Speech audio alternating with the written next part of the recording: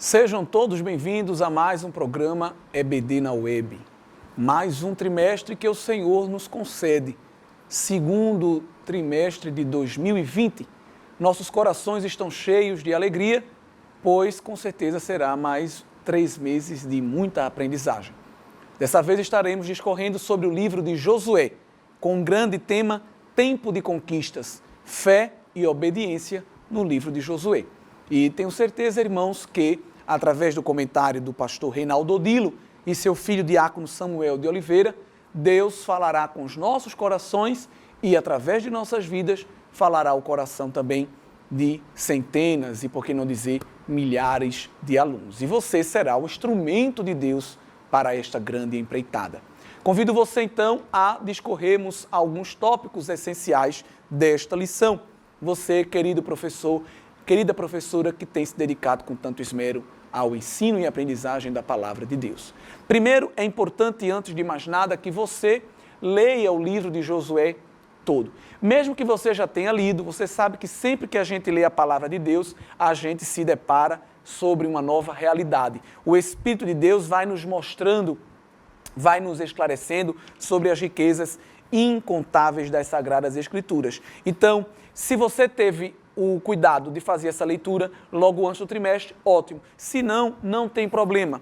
O livro conta com 24 capítulos. Se você ler 3 capítulos por dia, no final de uma semana, 8 dias, você terá lido todo o livro. Então, o trimestre tem 13 semanas. Na primeira semana, você lendo todo o livro, você vai ter aí todo o trimestre uma boa memorização daquilo que está escrito. Então, corra. Se você não leu ainda, tente ler pelo menos 3 capítulos. Se você ler 4 ou 5, essa leitura terminará até menos do que uma semana. Isso é importantíssimo para que você esteja com uma visão sistêmica e holística de tudo aquilo que está se passando no livro de Josué. Esse é o primeiro livro daquele grupo que nós chamamos de livros históricos, escrito por volta de 1400 a.C., o próprio Josué sendo o autor, só os últimos capítulos relacionados à sua morte, que foi alguma outra pessoa, ou grupo de pessoas que, inspirados por Deus, escreveram. Esse livro vai retomar justamente o momento ali final de Números, Deuteronômio e início desse novo momento, que é quando Deus vai usar Josué para conduzir o povo a entrar na terra prometida, propriamente dita, depois de 40 anos de peregrinação no deserto, ou para ser mais específico, 38 anos, pois esses outros 2 anos é justamente esse momento em que o livro vai retomar esta transição entre Moisés e Josué. Quero chamar a atenção, antes de mais nada, que você pode utilizar uma ferramenta riquíssima, que são os esboços do livro. Toda a Bíblia de estudo geralmente traz o esboço do livro antes de cada um deles. E o comentário da lição traz para nós, que somos professores e alunos, na página de número 7, a divisão do livro de Josué, retirada da Bíblia de Estudo Pentecostal.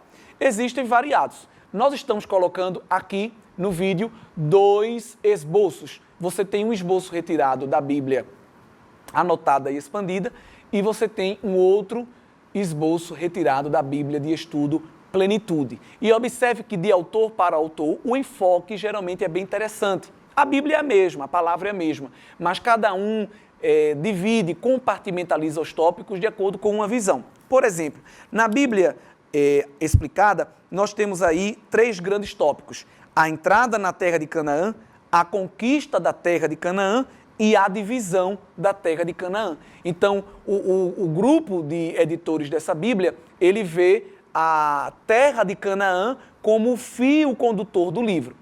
Já na Bíblia Plenitude, nós vamos observar que os tópicos são a partilha da herança, como você está vendo aí no vídeo. Então, de uma forma ou de outra, o enfoque é muito interessante e você pode utilizar isso como uma ferramenta também para motivar os alunos a lerem o livro todo de Josué. Grupos do WhatsApp são muito importantes. Você fazer um plano de leitura, pedir para que os alunos vá sinalizando quem leu, o que leu e trazer um resumo. Isso é importantíssimo porque o professor e o aluno vai se conduzindo ao longo do trimestre por todo o livro. E aí você pode fazer o seguinte: você coloca o tema, por exemplo, a entrada na terra de Canaã, e pede para o aluno dizer de qual capítulo até qual capítulo o escritor retrata aquele tópico. Ou você pode fazer o contrário. Você pode colocar os capítulos, essa segunda parte da coluna, e pedir que os alunos preencham qual seria o tópico, o título que eles dariam para aquela passagem, para aquele conjunto de capítulos. São exercícios interessantíssimos e que funcionam. Agora, é claro, exige motivação contínua do professor para que os alunos leiam e possam desenvolver também o seu próprio esboço. Eu creio que se você, professor, fizer isso, você terá sucesso também aí na sua classe. Segunda informação muito importante, que é palavra-chave desta lição 1 e também das próximas, é estudar a terra prometida. Vejam que a palavra Canaã, a geografia bíblica relacionada à terra prometida vai ser muito recorrente. E você está falando de um termo que muitas vezes você não consegue abstrair, é muito complicado. Muitas pessoas estão familiarizadas com o mapa de Pernambuco, o mapa do Brasil, o mapa da América Latina, mas às vezes uma outra particularidade e às vezes não estão ainda familiarizados, principalmente quando falamos de tempos bíblicos, tempos remotos. Então é importante utilizar recursos audiovisuais. Então é bom que você, professor, já procure um mapa, a fim de que sempre que você estiver dando as suas aulas, você possa recorrer. Se tiver data show, se tiver retroprojetor, ótimo. Se não tiver, imprime um banner pequeno ou já baixa essa figura, manda no grupo do Zap, manda para os celulares dos alunos, para que eles baixem ao longo da semana e você possa estar sempre consultando na sua aula. É importantíssimo o mapa, porque nós vamos estar trabalhando conceitos geográficos e sempre que você consegue concretizar aquele recurso audiovisual, com certeza a percepção do conteúdo será muito melhor pelos seus alunos. Então eu trago aí como exemplo um mapa. Muitas bíblias de estudo vão ter esses mapas no fim lá da Bíblia, e se não você pode encontrar na internet ou pode baixar, nós estamos colocando aí o link no Drive, qual você pode ter acesso. E aí você vai poder baixar esse mapa de Canaã e você vai observar que é uma terra, uma faixa de terra que Deus tinha prometido para o seu povo. Aí no mapa parece que está grande, mas quando a gente olha por um todo, a gente vai observar que era uma faixinha de terra pequena. E tem um propósito de Deus justamente nisso daí. Essa faixa de terra, chamada Canaã, era habitada por 7 etnias. E que etnias eram essas? Nós vamos observar lá em Deuteronômio, capítulo 7, e no versículo 1, quando o Senhor, o teu Deus, te houver feito entrar na terra, a qual passais a possuir, e tiver expulsado de diante de ti muitas nações. Quais? Heteus, Girgazeus, Amorreus, Cananeus, Ferezeus, Heveus, Jebuseus. 7 nações mais numerosas e mais poderosas do que tu. Essas 7 nações era o conglomerado geopolítico que estava relacionado à formação geográfica e social de Canaã. E eles estavam espalhados em 31 reinos. Voltando aí ao livro de Josué, capítulo 12 e o versículo de número 24, você vai observar. Mas, na verdade, a partir do versículo de número 9. Aí o Senhor vai falar, reino de Jericó, Jerusalém, Jarmute, Eglon, Debi, Ormá, Líbina, Maquedá, Tapua, Afeque, Madom, Sihon, Meron, Tanak, Quede, são alguns deles, não é? São 31 ao total. Então, havia ali uma grande divisão de terras e de domínios e eles conviviam ali entre si. Eram pessoas que tinham características muito específicas, por exemplo, eram muito valentes, eram muito dados à guerra, beligerantes, belicosos, eram pessoas explosivas, digamos assim, que estavam prontas para guerrear. Sempre amedrontadas, não tinham boa convivência, muitas dessas cidades eram cercadas, como a própria Jericó, a famosa muralha de Jericó. Haviam gigantes, pessoas, homens fortes, muito dados à guerra. Era uma região também de religião imoral. Nós sabemos que ali havia prostituição no templo, sacerdotisas se deitavam com os adoradores, haviam sacrifício de crianças e tantas coisas terríveis até de serem citadas. E Deus estava levando o seu povo para uma região onde ele iria utilizar o povo hebreu para justamente aplicar um juízo contra aquele povo que era mau, Aquele povo era definitivamente muito mau. E Deus vai usar Josué e os seus valentes para destruir aquelas cidades. E a gente, às vezes, quando lê de forma isolada, principalmente os ateus, dizem, olha aí como Deus da Bíblia é um Deus mau, um Deus cruel, que matava criancinhas. Não era bem assim. Aquele povo era um povo pérfido, vil, e Deus estava utilizando Israel para aplicar uma punição e uma sentença, mostrando que ele é Deus de justiça em meio a todo esse caos. E aí a primeira grande cidade que vai ser conquistada é Jericó. Era uma das grandes cidades e Jericó tinha uma posição estratégica porque estava no centro. Então, conquistando Jericó, Israel, o povo hebreu, já ia começar a se definir entre aquelas nações vizinhas. A outra grande cidade que vai ser conquistada é a cidade de Ai, que também tinha uma grande importância já no lado ocidental, lado oeste. E são coisas que vão ser estudadas ao longo do trimestre. É interessante que a posição geográfica onde aquele povo estava, eles não eram servidos de águas fluviais, de rios. Não haviam grandes rios, como por exemplo no Egito. E o próprio Deus deixa Israel consciente disso. Olha, eu vou levar vocês para uma terra que tem solo fértil, embora não tivesse essa riqueza de rios. Mas era uma terra que tinha muita azeitona, muita uva, frutas e verduras em grande qualidade. Mas por quê? E aí nós vamos ver que a bênção de Deus estaria sobre Israel, quando o Senhor fala isso com eles lá no livro de Deuteronômio, e o capítulo de número 11, versículos 10 ao 15. A terra que passais a possuir não é como a terra do Egito, de onde saístes, em que semeáveis a vossa semente e a regáveis com a ajuda do pé, como se rega uma horta.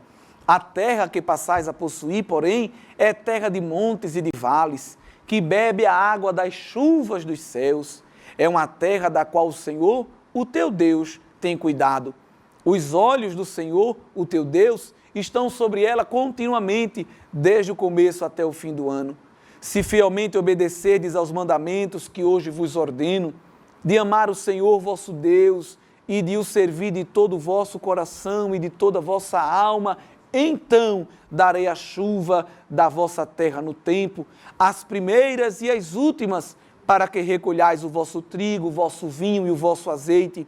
Darei erva nos vossos campos, ao vosso gado, e comereis e vos fartareis. Então Deus aqui está dizendo, olha, eu vou dar a chuva temporã e a chuva serôdia, a chuva regular e a chuva ocasional, de forma que vocês vão estar bem irrigados e tudo que vocês plantarem vai ser colhido, vai frutificar. Então, Deus já estava anunciando que a bênção dele estaria sobre Israel também naquela porção geográfica. Quando nós falamos de Canaã nos dias atuais, é uma faixa de terra que compreendia ali Israel, Gaza, Cisjordânia e uma parte ali da Síria e também do Líbano. Então são informações importantes para você, professor, conduzir na sua aula. Deus estava gerando um novo tempo para com Israel. Aquela primeira geração rebelde, cotumaz, que se perdeu no deserto, que não entendeu o propósito de Deus para o deserto, ela estava indo embora e agora estava entrando uma nova geração, mais obediente, mais quebrantada, que iria ser usada por Deus ao lado de Josué para conquistar a terra prometida. É por isso que Deus vai informar a Josué a necessidade de não se apartar do livro da lei, de estar sempre rememorando a lei que Deus entregou a Moisés, que embora aquele povo conhecesse, mas eles precisavam didaticamente estar sendo relembrados, porque eles iam ser bombardeados com uma nova cultura, com novos tipos de culto, de modo de viver, e eles não podiam, saindo do deserto e entrando naquela metrópole, serem influenciados por aquele paganismo. Eles deveriam manter a identidade de povo de Deus, povo separado de Deus. E a lição que os seus pais não entenderam, aqueles filhos iriam entender. Isso aparece bem em Deuteronômio, no capítulo 8, quando o Senhor começa a falar da didática que ele teve para com Israel. No versículo número 15, ele diz assim: guiou por aquele grande e terrível deserto de serpentes abrasadoras, de escorpiões, de terra árida e sem água, onde fez jorrar para ti água da pedra dos rochedos. Mas eles não entenderam o trabalhar de Deus. Que no deserto te sustentou com maná, que teus pais não conheceram, a fim de que, Qual foi o projeto, o propósito de Deus? Te humilhar e te provar e, afinal, te fazer bem. A lição do deserto era uma lição didática. Havia propósito naquele sofrimento. O verso de número 2, o Senhor diz: e te lembrarás de todo o caminho pelo qual o Senhor, o teu Deus, te guiou no deserto estes 40 anos, para te humilhar e te provar, para saber o que estava no teu coração, se guardarias ou não os seus mandamentos. E é aqui onde está o conceito-chave desta lição, de um Deus que de forma didática ia ensinar uma lição nova nesse tempo de conquistas. Este povo agora que vai estar sob o domínio de Josué é um povo que vai ter fé e vai ser obediente. Não vamos ver como víamos no livro de Números, de Êxodo, aqueles questionamentos, aqueles escárnios, aquelas murmurações que Moisés toda hora tinha que ouvir e levar a Deus. Não, nós vamos ver um povo concentrado e que vai ser usado através das mãos e voz de Josué, um líder espiritual. Interessante, irmãos, que Josué, ele já estava bem forjado, braçalmente falando, fisicamente falando. Se pudermos trazer para o dia de hoje, Josué já estava bem malhado, já não precisava se preocupar com academia, braço, músculo, guerra, ele tinha. Me permita a expressão, fisicamente ele estava torado para guerrear, mas Deus não está nem interessado nisso. Deus está interessado, lá no capítulo 1, em dizer para Josué: ei Josué, tu tem que ser crente, como Moisés era. Tu tem que guiar esse povo. Tu tem que se conduzir, pela minha palavra. Não se aparte da tua boca o livro desta lei. Medita nele de dia, de noite. Come Bíblia e dá para o povo Bíblia. Porque se tu se conduzir assim, tu vai prosperar em tudo. Deus está dizendo assim: ei Josué, faz 100 marinheiros, faz 50 abdominal, fica socando aí aqueles sacos de boxe, porque tu vai lutar como valente. Não, irmãos, Deus não estava preocupado com isso não, porque Deus é Deus. Deus é Deus e Ele usa quem Ele quer. Ele estava preocupado em imprimir no coração de Josué uma verdadeira devoção e espiritualidade, fé e obediência, porque ele tratando com o líder, ele com certeza iria replicar esse sentimento também para o coração do povo. Então que esse trimestre seja um trimestre de bênção, que esse trimestre seja um trimestre de avivamento e que através da palavra de Deus, suas classes dominicais sejam tocadas ardentemente. Que não seja apenas momento de estar falando de geografia, teologia e geopolítica e isso e aquilo, mas que a aula seja um momento cheio da graça de Deus. E que possamos aprender lições poderosas como estas que Josué aprendeu. Como está lá no texto do dia, Romanos capítulo 8 e o versículo 37. Mas em todas estas coisas somos mais do que vencedores por aquele que nos amou. E esse trimestre nós vamos aprender que a verdadeira vitória vem da obediência. Aproveito para indicar que você, professor, adquira o livro Subsídio. Esse livro é riquíssimo e ele traz sempre informações adicionais que por questões de espaço não aparecem na lição. É comentado pelo mesmo comentarista, pai e filho, pastor Reinaldo Odilo e diácono Samuel, mas ele tem um embasamento e um aprofundamento um pouco maior e se torna também uma ferramenta riquíssima. Outra sugestão é você adquirir comentários bíblicos do livro de Josué, ou dos livros históricos, ou ainda do Antigo Testamento. Comentários bíblicos são importantíssimos porque eles esmiuçam versículo por versículo ou capítulo por capítulo de cada livro da Bíblia Sagrada. Munido dessas ferramentas, com o joelho no chão, com o coração quebrantado, pela iluminação do Espírito Santo, com certeza Deus te usará cada vez mais. Um grande abraço a todos os professores de EBD e que esse trimestre seja um trimestre de bênção para a glória de Deus.